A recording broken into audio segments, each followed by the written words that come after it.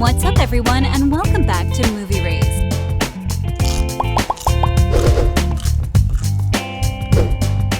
The highly anticipated sequel to 2004's The Passion of the Christ, titled The Passion of the Christ Resurrection, is making headlines for its unique approach. According to World of Reel, the IMDb page for the sequel reveals that the film will be split into multiple parts, with the current title being The Passion of the Christ Resurrection Part 1.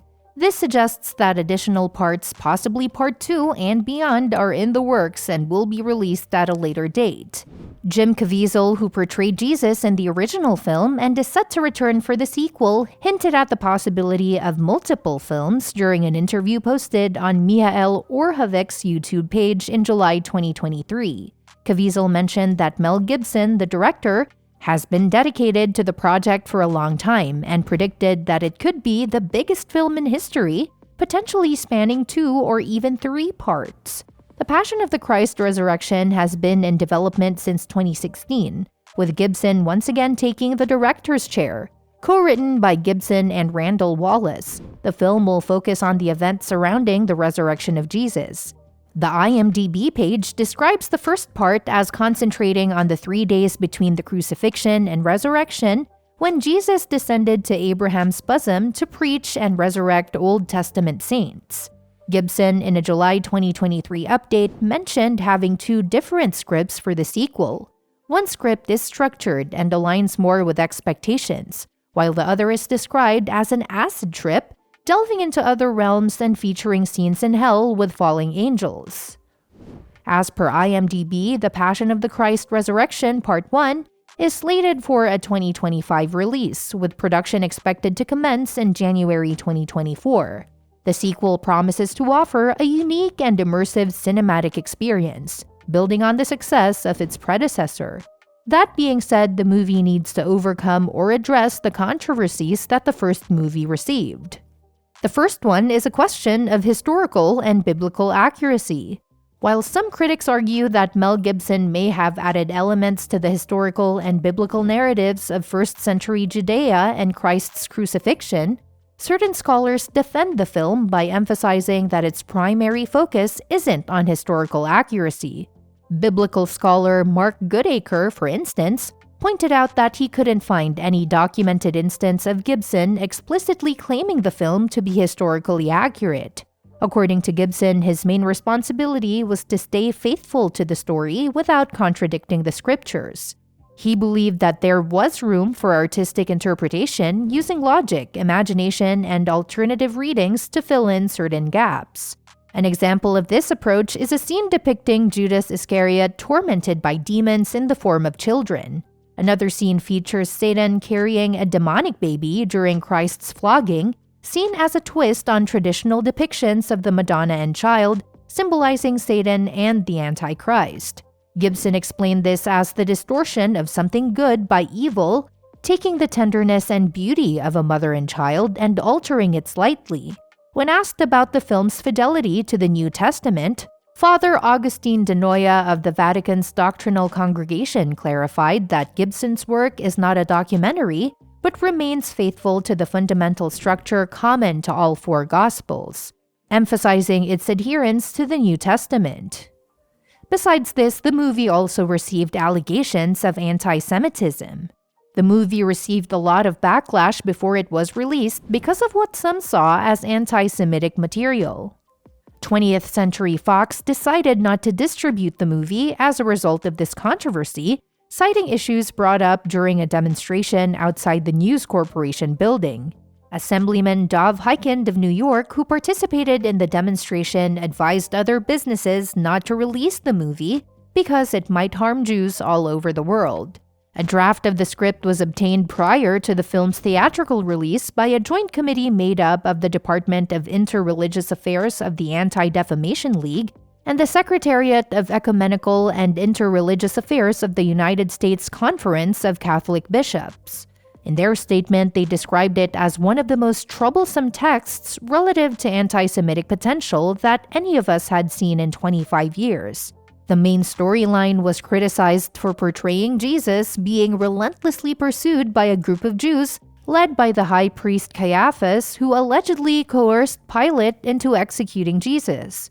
This narrative, they argued, perpetuated a historical storyline that had fueled centuries of anti-Semitism within Christian societies. They highlighted that this depiction contradicted the stance taken by the Roman Catholic Church at Vatican II and the majority of mainline Protestant churches, as outlined in documents such as Nostra Aetate. The committee expressed concern that unless the storyline had been altered by Mel Gibson, who was described as a fringe Catholic with unconventional views, the film had the potential to undermine the repudiation of classic Christian anti-Semitism by the churches over the past 40 years. The Anti-Defamation League, or ADL, released a statement about the yet-to-be-released film, expressing the importance of filmmakers combining their artistic vision with sound scholarship when portraying biblical accounts to avoid perpetuating historical attacks on Jews and Judaism. Rabbi Daniel Lapin, head of the Toward Tradition organization, criticized the statement, suggesting that it implied renouncing one's faith to escape criticism from the ADL. In a review for The Nation, Katha Pollitt criticized Mel Gibson for violating the portrayal criteria set by the United States Conference of Catholic Bishops, citing the film's depiction of Jews as bloodthirsty, rabble-like, and reinforcing negative stereotypes. However, Jesuit priest Father William Fulco S.J., who served as the film's translator for Hebrew dialogue, disagreed with such assessments, asserting that the film did not accuse the Jewish community of deicide. Joseph Hermes, a Jewish biblical scholar and expert on the historical Jesus, wrote a highly critical review in The Guardian, stating that the film was gory, historically inaccurate, and had the potential to inspire anti-Semitism. He pointed out scenes that, according to him, portrayed Caiaphas and his colleagues inappropriately, potentially sparking vengeful sentiments. In a specific scene in the film where Caiaphas says, "His blood is on us and our children," Matthew 27:25, historically interpreted by some as a curse upon the Jewish people, was perceived as an example of anti-Semitism. Certain Jewish groups requested its removal, but only the subtitles were removed, keeping the original dialogue in the Hebrew soundtrack. When asked about the scene, Gibson defended its inclusion, stating that he believed it referred to all humanity, not just Jews. Allegations of the film's anti-Semitism were heightened after Mel Gibson's 2006 arrest for driving under the influence, during which he made anti-Semitic remarks against the arresting officer. In the recorded incident, Gibson blamed Jews for all the wars in the world. He was recorded saying to the officer, "Effing Jews. The Jews are responsible for all the wars in the world. Are you a Jew?" Now let's talk about the reaction on the accusations. Film critic Roger Ebert giving The Passion of the Christ a positive review with 4 out of 4 stars staunchly defended it against allegations of anti-Semitism. Ebert praised the film as powerful and important, expressing a message of redemption and hope. He described it as potentially the greatest cinematic version of the greatest story ever told. Conservative columnist Cal Thomas also refuted claims of anti-Semitism in Town Hall, assuring the Jewish community that the film does not blame Jews for the death of Jesus. Bob Smithhauser of Focus on the Family's Plugged In echoed this sentiment, stating that the film aimed to portray the evils and sins of humanity rather than specifically targeting Jews. Cardinal Dario Castiglione Hoyos, a senior officer at the Vatican who had seen the film, asserted that The Passion of the Christ did not promote anti-Semitism. He emphasized that the film drew sentiments of forgiveness, mercy, and reconciliation from the gospel narratives without making blanket condemnations against any group. In response to concerns about upsetting Jews, Mel Gibson stated that the film was not meant to do so, but rather to tell the truth. He expressed a commitment to being as truthful as possible and emphasized that any distortion of gospel passages to rationalize cruelty went against the repeated papal condemnation of racism. Gibson affirmed that Jesus died for the sins of all times, and he pledged to stand against any form of culpability for promoting violence. Well, with this much controversy, it's evident that the sequel is generating significant buzz with its unique approach and the decision to split it into multiple parts. However, it's crucial to acknowledge the controversies surrounding the first film, including debates about historical accuracy and accusations of anti-Semitism.